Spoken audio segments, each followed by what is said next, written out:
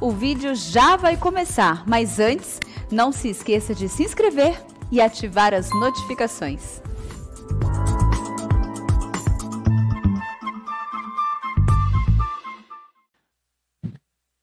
Irmãos queridos, que privilégio, que bênção repartir com vocês nesta noite a preciosa palavra de Deus. O texto que nós vamos ler é Daniel, profeta Daniel, capítulo 12. Profeta Daniel, capítulo 12, versos de 1 a 13.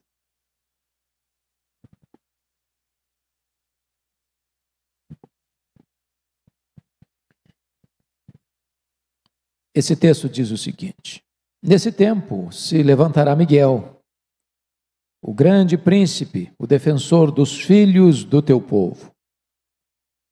E haverá tempo de angústia, qual nunca houve, desde que houve nação até aquele tempo. Mas naquele tempo será salvo o teu povo, todo aquele que for achado inscrito no livro. Muitos dos que dormem no pó da terra ressuscitarão, uns para a vida eterna, e outros para a vergonha e horror eterno. Os que forem sábios, pois, resplandecerão como o fulgor do firmamento, e os que a muitos conduzirem à justiça, como as estrelas, sempre e eternamente. Tu, porém, Daniel, encerra as palavras e sela o livro até o tempo do fim. Muitos o esquadrinharão e o saber se multiplicará. Então eu, Daniel, olhei, e eis que estavam em pé outros dois, um de uma banda do rio, o outro da outra. Um deles disse ao homem vestido de linho que estava sobre as águas do rio: quando se cumprirão estas maravilhas? Ouviu o homem vestido de linho que estava sobre as águas do rio, quando levantou a mão direita e a esquerda ao céu e jurou, por aquele que vive eternamente, que isso seria depois de um tempo, 2 tempos e metade de um tempo. E quando se acabar a destruição do poder do povo santo, estas coisas todas se cumprirão. Eu ouvi, porém, não entendi. Então eu disse: meu Senhor, qual será o fim dessas coisas? Ele respondeu: vai, Daniel, porque estas palavras estão encerradas e seladas até o tempo do fim. Muitos serão purificados, embranquecidos e provados. Mas os perversos procederão perversamente, e nenhum deles entenderá, mas os sábios entenderão. Depois do tempo em que o sacrifício diário for tirado, e posta a abominação desoladora, haverá ainda 1290 dias. Bem-aventurado o que espera e chega até 1335 dias. Tu, porém, segue o teu caminho até o fim, pois descansarás, e ao fim dos dias te levantarás para receber a tua herança. Amém. Eu quero conversar um pouco com os meus irmãos nesta noite sobre o tema o fim do mundo. O fim do mundo. É sabido de todos vocês que Daniel é considerado o Apocalipse do Antigo Testamento. Daniel tem uma parte histórica que vai dos capítulos 1 a 6 e uma parte profética, apocalíptica, que vai do capítulo 7 ao capítulo 12. Esse texto, de uma maneira brilhante e até eloquente, traz-nos uma descrição desse tempo do fim. Como se Deus levantasse a ponta do véu, acendesse as luzes no palco da história, para revelar para nós o que acontecerá nesse tempo do fim. Vários eventos são aqui descritos como que os sinais dessa segunda vinda de Cristo e do fim do mundo. E os sinais da segunda vinda de Cristo estão aí, notórios, absolutamente eloquentes a todos nós. E Jesus nos alertou sobre eles no seu sermão profético, o engano religioso, as guerras, os rumores de guerras, os terremotos, as pestilências, que hoje chamaríamos de uma pandemia, o esfriamento do amor, o crescimento da iniquidade, a apostasia e o levantamento do homem da iniquidade. Hoje eu gostaria então de pensar com vocês alguns aspectos do fim do mundo à luz desse texto. E o primeiro ponto que eu destaco são fatos marcantes do tempo do fim.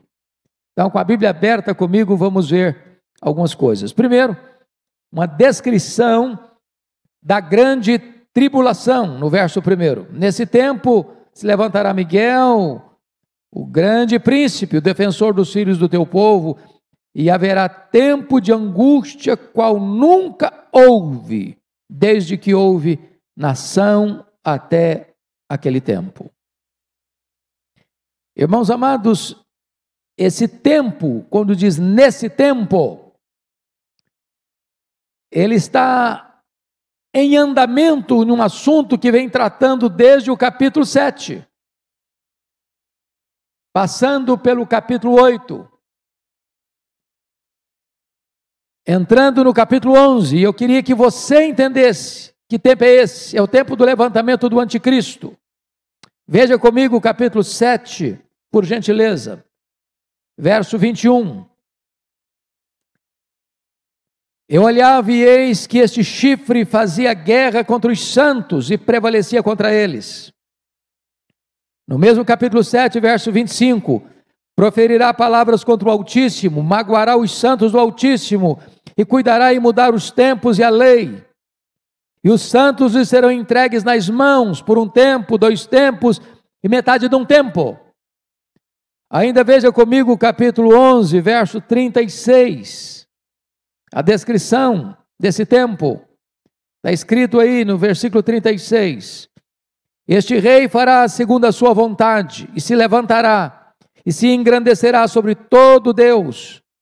Contra o Deus dos deuses falará coisas incríveis, será próspero, até que se cumpra a indignação, porque aquilo que está determinado será feito. E agora veja o capítulo 12, versículo 11. Depois do tempo em que o sacrifício diário for tirado e posta a abominação desoladora, haverá ainda 1290 dias. Isso está exatamente de acordo com Apocalipse capítulo 13. Eu vou ler, vocês me acompanhem por gentileza, no capítulo 13 de Apocalipse, versos 7 e 8. Está escrito o seguinte, falando do anticristo. Vejam aí, foi-lhe dado também que pelejasse contra os santos e os vencesse. Deu-se-lhe ainda autoridade sobre cada tribo, povo, língua e nação.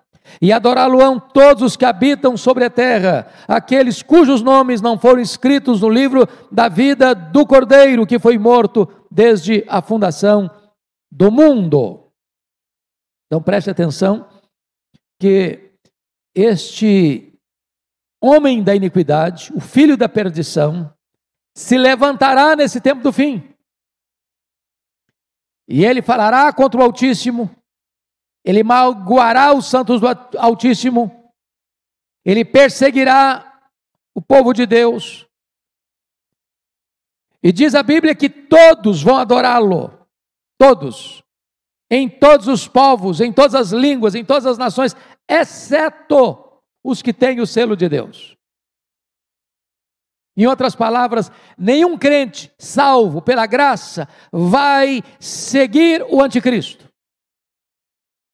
Nenhum crente cujo nome está escrito no livro da vida e que tem o selo do Espírito Santo vai se desencaminhar seguindo o anticristo nesse tempo do fim.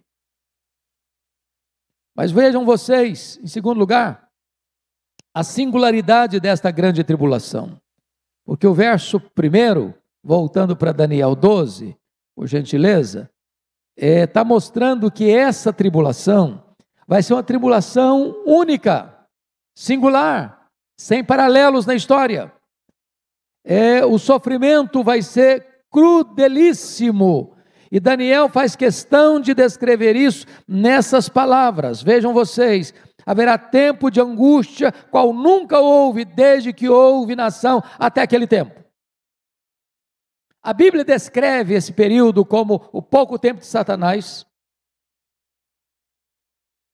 a grande tribulação, também de o aparecimento do homem da iniquidade e a grande apostasia.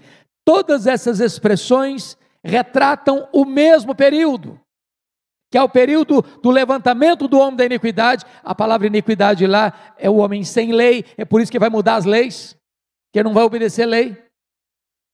É um governo absolutista. E ao mesmo tempo vem esta tribulação sem paralelos, sem paralelos.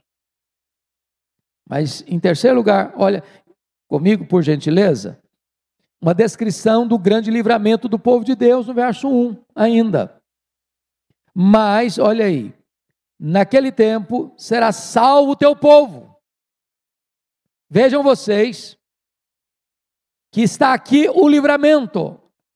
A igreja não vai ser recolhida antes da tribulação, mas vai ser recolhida de dentro da tribulação. A igreja passará por esse momento de grande angústia, mas ela será arrancada. E aqui faz menção a Miguel, mas no sermão profético de Jesus Cristo, os anjos vão recolher os santos de todos os quadrantes da terra. Todo aquele que foi regenerado pelo Espírito Santo, é selado pelo Espírito Santo, tem seu nome escrito no livro da vida. Quando o anjo do Senhor vier na segunda vinda de Cristo, ele vai recolher como se recolhe o trigo para o celeiro, e a palha, os ímpios serão destruídos, não no sentido de não existirem mais aniquilados, mas no sentido de que nunca verão a salvação de Deus. Então o povo de Deus será não poupado da grande tribulação, mas será poupado na grande tribulação. Mas notem mais uma coisa, irmãos, uma descrição aí da salvação pela graça, porque o texto está mostrando para nós, no verso 1 ainda, mas naqueles tempos será salvo o teu povo, todo aquele que for achado inscrito no livro. Como é que se tem esse nome escrito no livro? Merecimento? Obras? Sacrifício pessoal? Não. A única condição para você ter o seu nome escrito no livro da vida é quando você crê no Cordeiro de Deus, no Filho de Deus. Todos aqueles que creram e têm o selo de Deus, têm seu nome escrito no livro da vida. Isso é melhor do que ter dinheiro. Isso é melhor do que fazer fortunas. Isso é melhor que ser poupado da Covid. Isso é melhor que sucesso profissional. Isso é melhor que qualquer vantagem desta vida. Quando os discípulos voltaram numa grande campanha evangelística de libertação dos oprimidos, alegres, felizes, dizendo, até os demônios se nos submetem, Jesus, alegrai-vos antes, porque o vosso nome está escrito no livro da vida. Bendito seja Deus. Temos a salvação gratuita pela graça em Cristo Jesus, nosso Senhor. Pois bem, amados, lá na cena do juízo final, Apocalipse 20:15, está escrito, se alguém não foi achado inscrito no livro da vida, esse foi lançado para dentro do lago do fogo. Em outras palavras, só tem dois tipos de pessoas no mundo, não é rico e pobre, não é direita e esquerda, politicamente, ideologicamente falando, não é doutor e analfabeto. Só tem dois tipos de pessoas, aquelas que têm o nome escrito no livro da vida e aquelas que não têm o nome escrito no livro da vida. Aquelas que estão salvas pela graça e aquelas que são condenadas pelos seus pecados. Não tem uma segunda categoria, uma terceira categoria. Pois bem, meus amados irmãos, essas pessoas cujo nome estão no livro da vida, são aquelas pessoas a quem Deus amou. São aquelas ovelhas que ouviram a voz do pastor. São aquelas pessoas que creram e receberam a vida eterna. São aquelas pessoas que foram seladas com o Espírito Santo da promessa. Portanto, note isso. O dia da derrota do anticristo é o dia da vitória triunfal da igreja de Deus. Bendito seja o Senhor. Mas agora vejam comigo o verso 2, que Daniel vai fazer uma descrição da ressurreição geral dos salvos e dos perdidos. Vejam aí comigo, verso 2. Muitos dos que dormem no pó da terra, entendendo que esta é uma linguagem da língua hebraica, onde você usa muitos como um símbolo de todos. E obviamente, ele está dizendo que todos os que morreram, ou seja, todos aqueles que não estiverem vivos quando Jesus voltar, todos aqueles que morreram até a segunda vinda de Cristo, todos estes que dormem no pó da terra, ressuscitarão, uns para a vida eterna, outros para a vergonha e horror eterno. É claro que esta linguagem de dormir é uma linguagem bíblica, uma metáfora bíblica muito comum no Novo Testamento, sobretudo em 1 Coríntios capítulo 15. Não é uma referência à alma, a alma não dorme. Quando uma pessoa morre, se ela é crente em Cristo, a alma dela vai imediatamente para o céu, gozar das venturas do céu. Se ela não é crente, não é salva, ao morrer, a alma dela vai imediatamente para o inferno, sofrer as penalidades do inferno. Está lá em Lucas 16. Então, dormir é uma metáfora que descreve o corpo, porque nós chamamos isso de estado intermediário, que vai da morte à ressurreição. Então, o corpo que foi feito do pó, é pó, volta ao pó. Dormindo porque esse corpo não vai ficar para sempre na sepultura, ele vai ressuscitar, uns para a ressurreição da vida, outros para a ressurreição da condenação eterna. Então vamos ver aqui no verso 2 algumas coisas. Primeiro, o fato da ressurreição. Prestem bem atenção. Muitos do que dormem no pó da terra ressuscitarão. Todos ressuscitarão. Se você puder fazer um cruzamento de referência, talvez valesse a pena. E é importante fazer isso agora. Vá comigo para João capítulo 5, versos 28 e 29. Porque algumas pessoas imaginam que não seja isto que está escrito na Bíblia, mas vamos ler isso porque isso é importante. Está escrito o seguinte, João, capítulo 8, versos 28 e 29. Disse-lhe Jesus,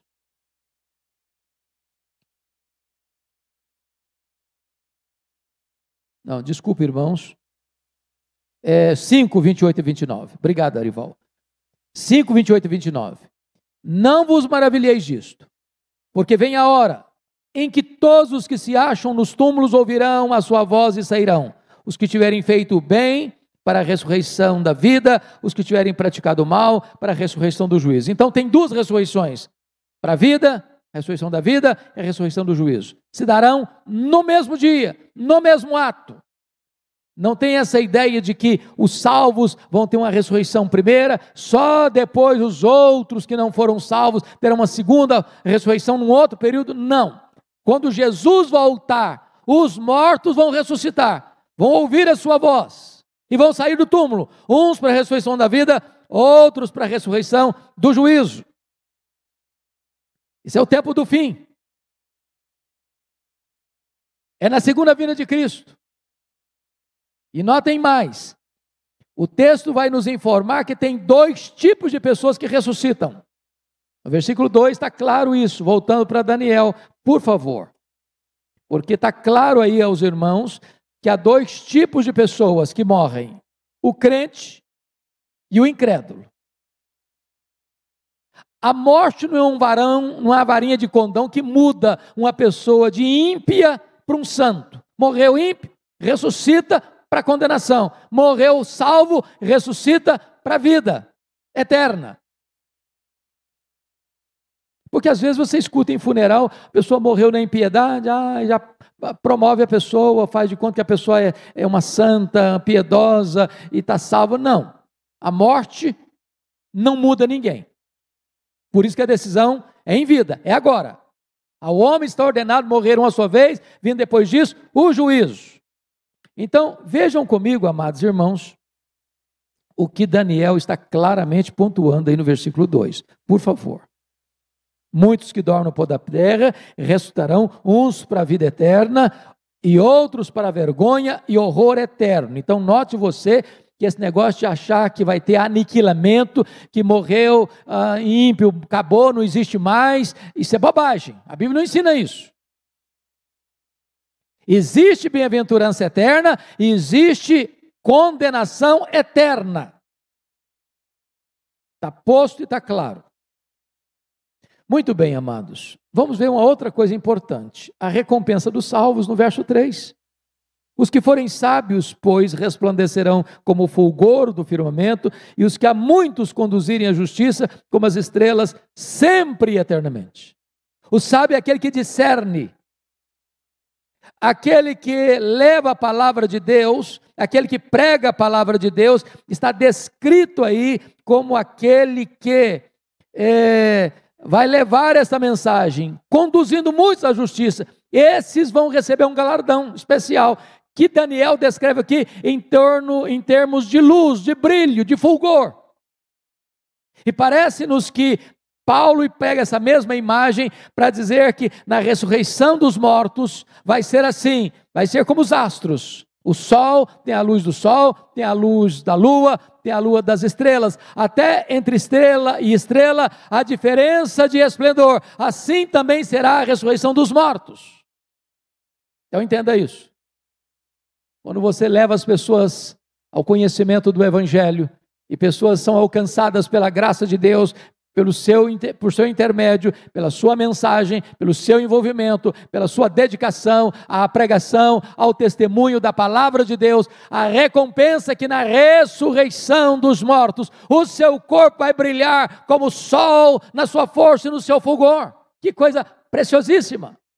Nas palavras do apóstolo Paulo, este corpo será um corpo poderoso, glorioso, semelhante ao corpo da glória do Senhor Jesus Cristo. É recompensa para os salvos. Mas há outra coisa importante que eu quero destacar, que é a credibilidade da palavra profética no verso 4. Tu, porém, Daniel, encerra as palavras e sela o livro até o dia do fim. Muitos o esquadrinharão e o saber se multiplicará. Chama a sua atenção para um ponto aqui. Porque muita gente pensa que essa ideia de selar o livro é que esse livro está tão hermeticamente fechado que ninguém vai entendê-lo. Não é isso que Daniel está dizendo.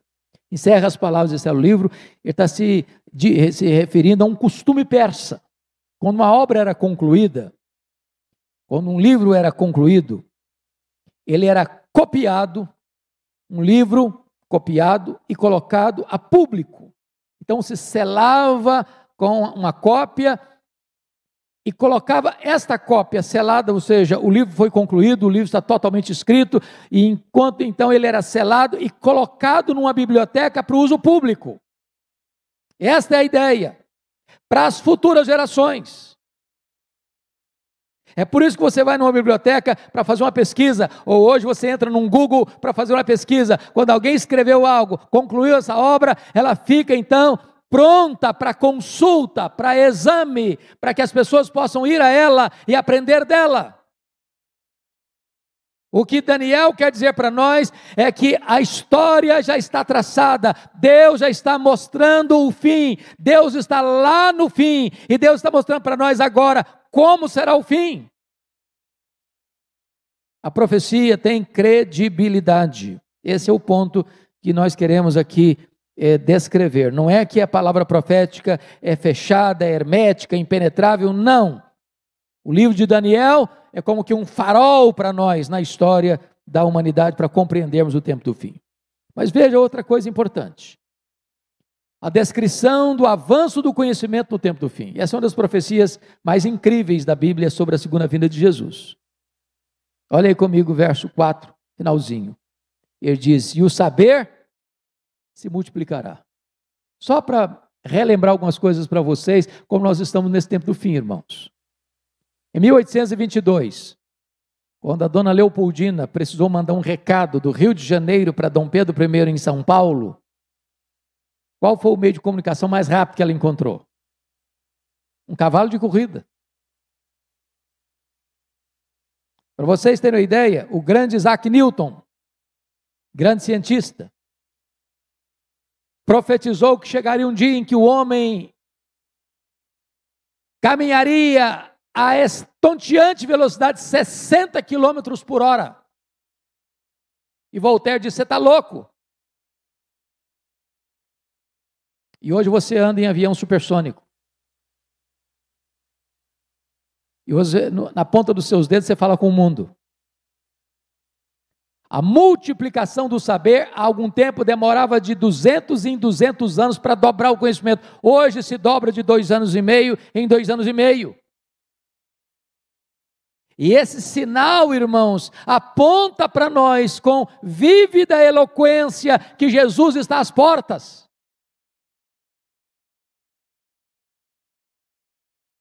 Quando se dará esse tempo do fim? Olha comigo os versos 5 a 7, no verso 6, está escrito o seguinte: tornou ela, ou melhor, no versículo 6, um deles disse ao homem vestido de linho, e esse homem vestido de linho, conforme o capítulo 10, versículo 5, é o próprio Senhor Jesus pré-encarnado, que estava sobre as águas do rio. Quando se cumprirão estas coisas? É a pergunta, quando vai acontecer? E a resposta, irmãos, é um pouco enigmática para nós, porque é uma linguagem figurada, assim como figuradas são as mensagens apocalípticas. Então note comigo o verso 7, ouviu o homem vestido de linho, que é o próprio Senhor, estava sobre as águas do rio, quando levantou a mão direita e a esquerda ao céu e jurou por aquele que vive eternamente, que isso seria depois de um tempo, 2 tempos e metade de um tempo. E quando se acabar a destruição do poder do povo santo, essas coisas todas se cumprirão. A grande questão é, o que é um tempo, 2 tempos, metade de um tempo? Alguns estudiosos da escatologia querem dizer 3 anos e meio de grande tribulação. Mas essa é uma linguagem figurada. Nós não podemos pegar essa estatística ou essa data aqui e literalizá-la. Isso é uma linguagem que representa todo o período da igreja cristã. Porque as profecias estão se cumprindo, irmãos. O tempo do fim, à luz do Novo Testamento, chegou com a primeira vinda do Senhor Jesus e vai até a segunda vinda do Senhor Jesus. Esses sinais estão acontecendo ao longo da história da igreja. O que nós precisamos entender é que na medida que estiver aproximando mais e mais e mais do fim, eles se intensificarão. Na linguagem de William Hendrickson, é a espécie do paralelismo progressivo, cada vez mais nos aproximando desse tempo do fim. Então preste bem atenção nisso. O anticristo será abatido no auge do seu poder.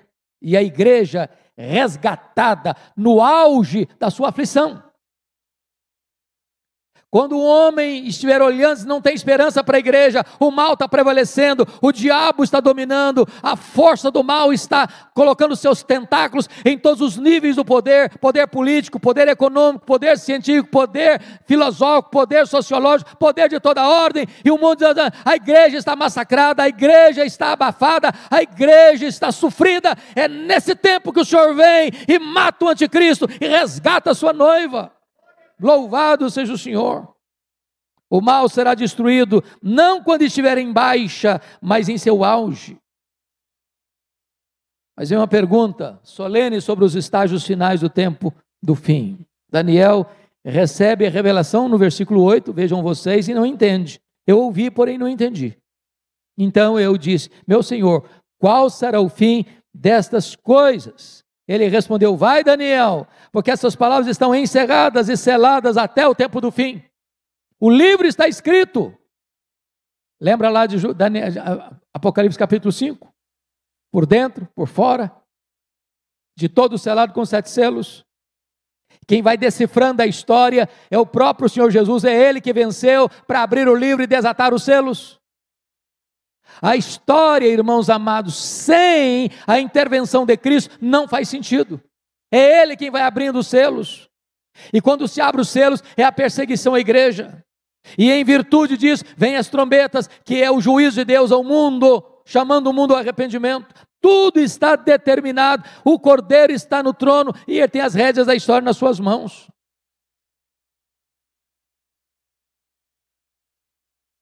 Agora preste atenção nisso. Escatologia, doutrina das últimas coisas, não é para especulação. Tem muita gente que discute o tempo do fim, quando na verdade a igreja precisa se preparar para o tempo do fim.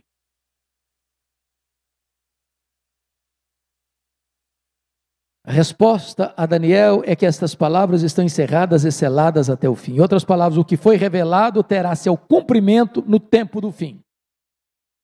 Portanto, a profecia não nos foi dada a fim de satisfazer nossa curiosidade, mas trazer-nos a fé, sustentar-nos nessa fé. O objetivo é alimentar não a nossa curiosidade escatológica, mas preparar-nos para entender que Deus é soberano, Ele está no controle e a vitória decisiva é de Cristo e da sua igreja. Agora notem comigo alguns fatos para encerrar. Primeiro, a perseguição, em vez de destruir a igreja, irmãos, vai purificar a igreja. Olha o verso 10 comigo. Muitos serão purificados, embranquecidos e provados. Mas os perversos procederão perversamente, e nenhum deles entenderá, mas os sábios entenderão. O mundo, o diabo, nunca conseguiram destruir a igreja. Nunca, nunca, nunca. Jogar os crentes às feras, queimar os crentes vivos, crucificar os crentes, torturar os crentes, colocar os crentes nos paredões de fuzilamento. Quanto mais sangue derramado, mais a igreja crescia. Porque quando um crente morre pela sua fé, diz a Bíblia, o diabo, o anticristo, as forças do mal estão matando o crente, mas o crente ao morrer, em vez de apostatar da fé, está vencendo o diabo pela palavra do testemunho e o sangue do Cordeiro. A igreja é invencível. Então a perseguição purifica a igreja, mas não destrói a igreja. A igreja não vai ser destruída, ela vai ser arrebatada. É o que a Bíblia ensina. Segundo, a perseguição não tirará o discernimento da igreja. Nenhum deles entenderá, mas os sábios entenderão. O mundo está confuso, irmãos.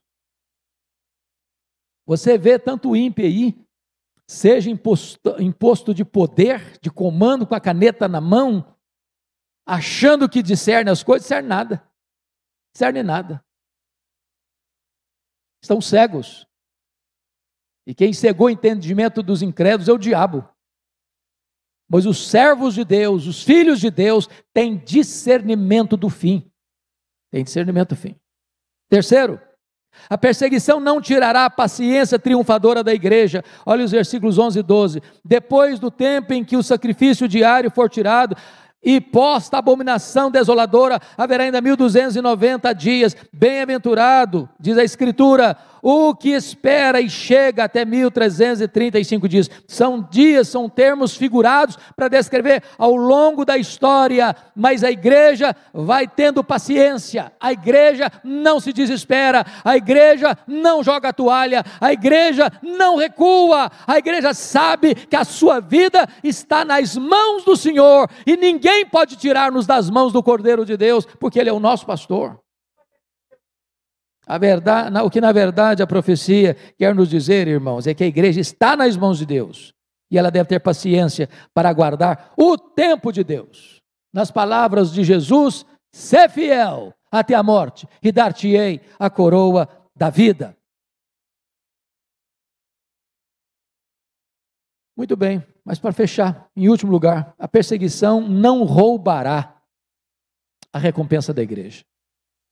Olha o versículo 13. Tu, porém, segue o teu caminho até o fim, pois descansarás, e ao fim dos dias te levantarás para receber a tua herança. Bendito seja Deus.